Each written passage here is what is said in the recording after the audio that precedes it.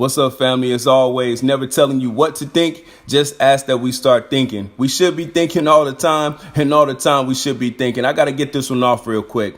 I was just thinking about putting God first. It sounds good when someone says, I put God first. I put God above myself. I put God above my family. But when you think about it on a much deeper level, you're putting an invisible entity that you don't even know exists above your children, above your wife, above yourself. And when you really do think about that, that's lunacy. That sounds moronic. It sounds imbecilic. Now, I'm not talking to the ones who believe that God is within them, that their brother is God. I'm talking about those who believe in this biblical God character, who believes in some invisible entity that never talks to them.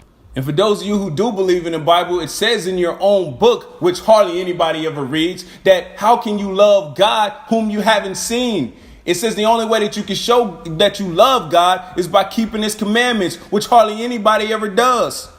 So I'm not ashamed to say that I don't put God first. God is not even in my top 5. He doesn't even make the list. But let me tell you who I do put first. I have a 9-year-old son who I love more than anything in this world, more than any invisible God. He's at the pinnacle of every decision that I make. I'm thinking with every action that I take, how is this going to affect my son? How is this going to trickle down to my household? How is this going to affect my livelihood? And I know some religious people are going to say, "Ooh, Rick, you better be careful about what you say. If you love your son more than you love God, God will take him from you." That's crazy.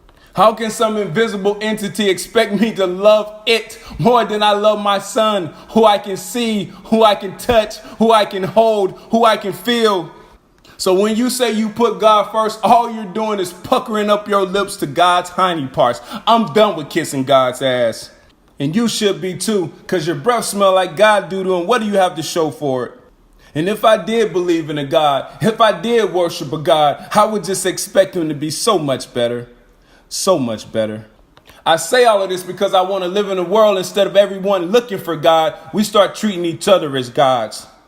The only gods that we need is each other, and the only God that I need is you. Swank out.